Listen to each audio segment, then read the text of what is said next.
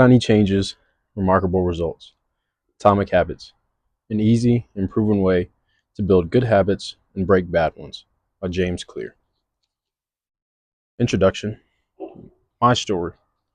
On the final day of my sophomore year of high school, I was hit in the face with a baseball bat. As my classmate took a full swing, the bat slipped out of his hands and came flying toward me before striking me directly between the eyes. I have no memory of I have no memory of the moment of impact. The bat smashed into my face with such force it crushed my nose into a distorted U shape. The collision sent the soft tissue of my brain slamming into the inside of my skull. Immediately, a wave of swelling surged throughout my head. In a fraction of a second, I had a broken nose, multiple skull fractures, and 2 shattered eye sockets. When I opened my eyes, I saw people staring at me and running over to help. I looked down and noticed spots of red on my clothes. One of my classmates took the shirt off his back and handed it to me. I used it to plug the stream of blood rushing from my broken nose. Shocked and confused, I was unaware of how seriously I had been injured. My teacher looped his arm around my shoulder and we began the long walk to the nurse's office, across the field, down the hall, and back into school. Random hands touched my sides, holding me upright. We took our time and walked slowly. Nobody realized that every minute mattered. When we arrived at the nurse's office, she asked me a series of questions. What year is it? 1998, I answered. It was actually 2002. Who was the president of the United States? Bill Clinton, I said. The correct answer was George W. Bush. What is your mom's name? I stalled. 10 seconds passed. Patty? I said casually, ignoring the fact that it'd take me 10 seconds to remember my own mother's name. That was the last question I remembered. My body was unable to handle the rapid swelling in my brain, and I lost consciousness before the ambulance arrived. Minutes later, I carried out of school and taken to the local hospital.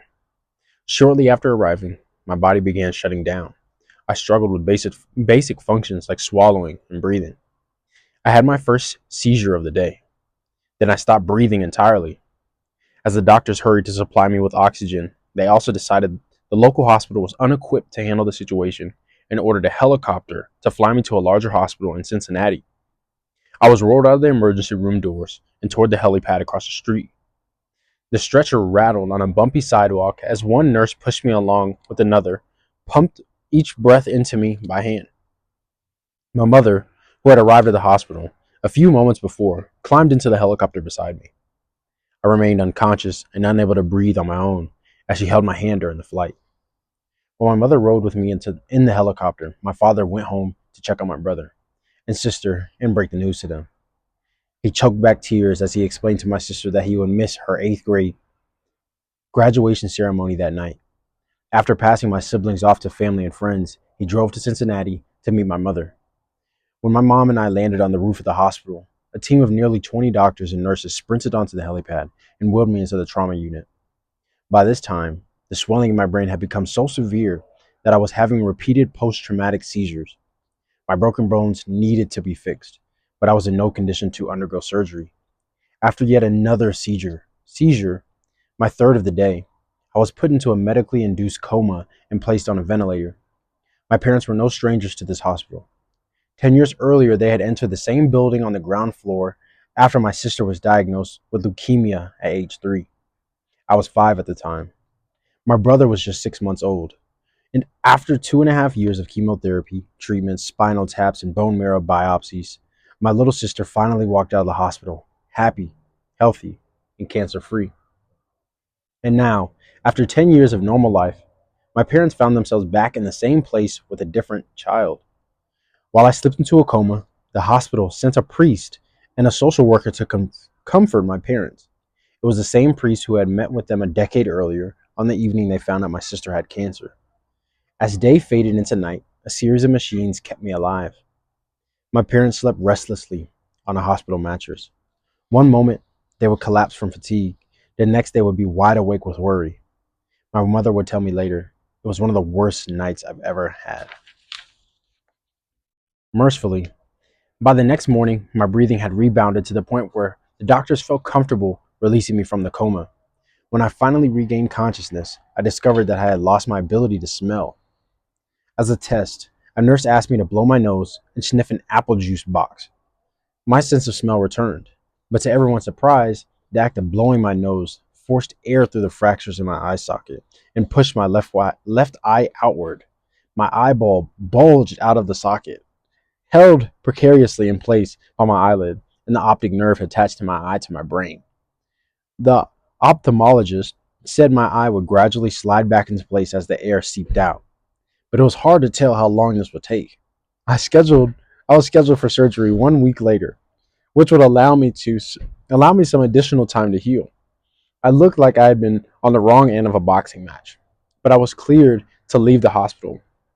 I returned home with a broken nose, half a dozen facial fractures, and a bulging left eye.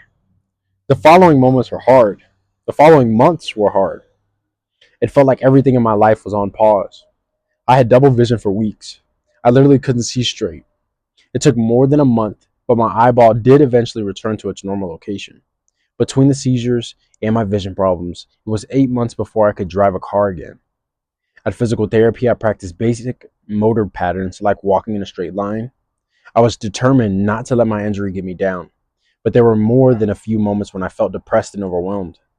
I became painfully aware of how far I had to go when I returned to the baseball field 1 year later.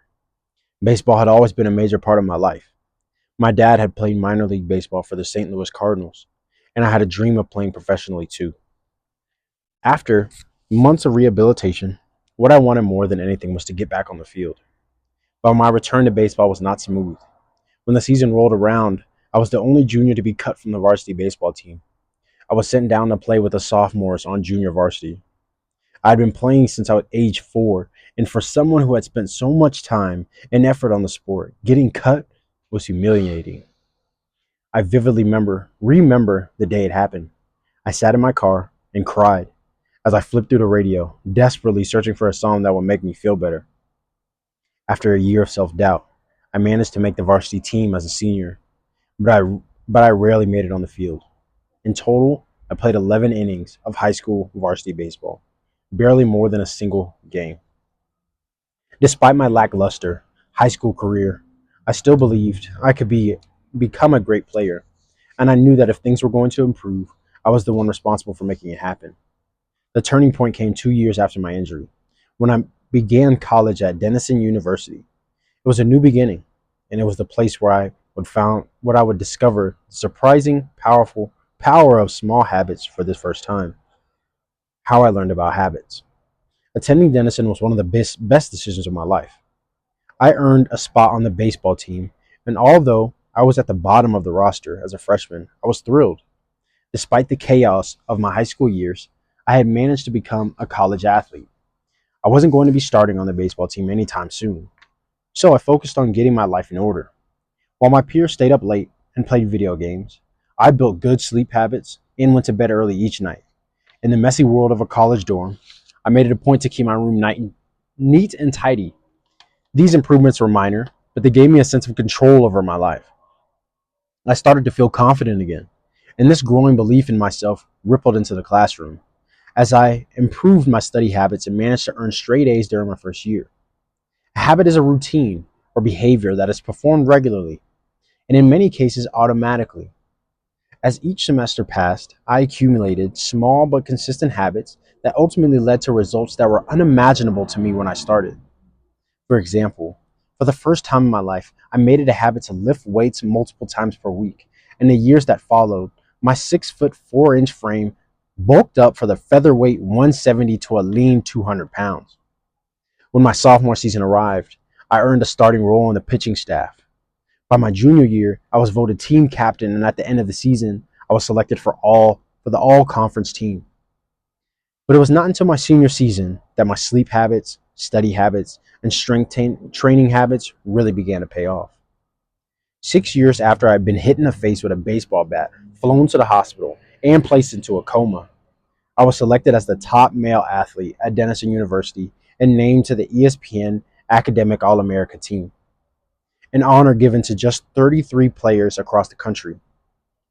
By the time I graduated, I was listed in the school record books in 8 different categories: That same year, I was awarded the university's highest academic honor, the President's Medal.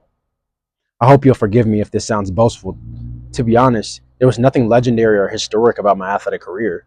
I never ended up playing professionally. However, looking back on those years, I believe I accomplished something just as rare. I fulfilled my potential, and I believe the concepts in this book can help you fulfill your potential as well. We all face challenges in life. This injury was one of mine, and the experience taught me a critical lesson. Changes that seem small and unimportant at first will compound into remarkable results if you're willing to stick with them for years. We all deal with setbacks, but in the long run, the quality of our lives often depend on the quality of our habits. With the same habits, you'll end up with the same results. But with better habits, anything is possible. Maybe there are people who can achieve incredible success overnight. I don't know any of them, and I'm certainly not one of them. There wasn't one defining moment on my journey, from medically induced coma to academic All American. There were many. It was a gradual evolution, a long series of small wins and tiny breakthroughs. The only way I made progress, the only choice I had, was to start small. And I employed the same strategy a few years later when I started my own business and began working on this book. How and why I wrote this book. In November 2012, I began publishing articles at jamesclear.com. For years, I had been keeping notes about my personal experiments with habits, and I was finally ready to share some of them publicly. I began by publishing a new article every Monday and Thursday. Within a few months, this simple writing habit led to my first 1,000 email subscribers, and by the end of 2013, that number had grown to more than 30,000 people. In 2014, my email list expanded to over 100,000 subscribers, which made it one of the fastest growing newsletters on the internet. I had felt like an imposter when I began writing 2 years earlier, but now I was becoming known as an expert on habits, a new label that excited me, but also felt uncomfortable. I had never considered myself a master of the topic, but rather someone who was experimenting alongside my readers. In 2015, I reached 200,000 email subscribers and signed a book deal with Penguin Random House to begin writing the book you are reading now. As my audience grew, so did my business opportunities. I was increasingly asked to speak at top companies about the science of habit formation, behavior change, and continuous improvement. I found myself delivering keynote speeches at conferences in the United States and Europe. In 2016, my articles began to appear regularly in major publications like Time, Entrepreneur, and Forbes. Incredibly, my writing was read by over 8 million people that year. Coaches in the NFL, NBA, and MLB began reading my work and sharing it with their teams. At the start of 2017, I launched the Habits Academy, which became the premier training platform for organizations and individuals interested in building better habits in life and work. Fortune 500 companies and growing startups began to enroll their leaders and train their staff. In total, over 10,000 leaders, managers, coaches, and teachers have graduated from the Habits Academy, and my work with them has taught me an incredible amount about what it takes to make habits work in the real world. As I put the finishing touches on this book in 2018, jamesclear.com is receiving millions of visitors per month, and nearly 500,000 people subscribe to my weekly email newsletter, a number that is so far beyond my expectations when I began that I am not even sure what to think of it. How this book will benefit you. The entrepreneur and investor Naval Ravikant has said to write a great book, you must first become the book. I originally learned about the ideas mentioned here because I had to live them. I had to rely on small habits to rebound from my injury, to get stronger in the gym, to perform at a high level on the field, to become a writer, to build a successful business, and simply to develop into a responsible adult. Small habits help me fulfill my potential. And since you picked up this book, I'm guessing you'd like to fulfill yours as well. In the pages that follow, I will share a step-by-step plan for building better habits, not for days or weeks, but for a lifetime. While science supports everything I've written, this book is not an academic research paper. It's an operating manual. You'll find wisdom and practical advice front and center as I explain the science of how to create and change your habits in a way that is easy to understand and apply. The fields I draw on: biology, neuroscience, philosophy, psychology, and more. have been around for many years. What I offer you is a synthesis of the best ideas smart people figured out a long time ago, as well as the most compelling discoveries scientists have made recently. My contribution, I hope, is to find the ideas that matter most and connect them in a way that is highly actionable. Anything wise in these pages you should credit to the many experts who preceded me. Anything foolish, assume it is my error. The backbone of this book is my four-step model of habits: cue, craving, response, and reward, and the four laws of behavior change that evolve out of these steps. Readers with a psychology background may recognize some of these terms from apparent conditioning, which was first proposed as a stimulus response reward by B.F. Skinner in the 1930s and has been popularized more recently as cue, routine, reward in The Power of Habit by Charles Duhigg. Behavioral scientists like Skinner realized that if you offer the right reward or punishment, you can get people to act in a certain way. But while Skinner's model did an excellent job of explaining how external stimuli influenced our habits, it lacked a good explanation for how thoughts, feelings, and beliefs impact our behavior. Internal states, our moods and emotions matter too. In recent decades, scientists have begun to determine the connection between our thoughts, feelings, and behavior. This research will also be covered in these pages. In total, the framework I offer is an integrated model of the cognitive and behavioral sciences. I believe it is one of the first models of human behavior to accurately account for both the influence of external stimuli and internal emotions on our habits. While some of the language may be familiar, I am confident that the details and the applications of the four laws of behavior change will offer a new way to think about your habits. Human behavior is always changing, situation to situation, moment to moment, second to second. But this book is about what doesn't change. It's about the fundamentals of human behavior, the lasting principles you can rely on year after year, the ideas you can build a business around, build a family around, build a life around. There is no one right way to create better habits, but this book describes the best way I know, an approach that will be effective regardless of where you start or what you're trying to change.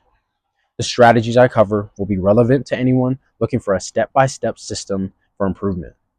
Whether your goals center on health, money, productivity, relationships, or all of the above, as long as human behavior is involved, this book will be your guide.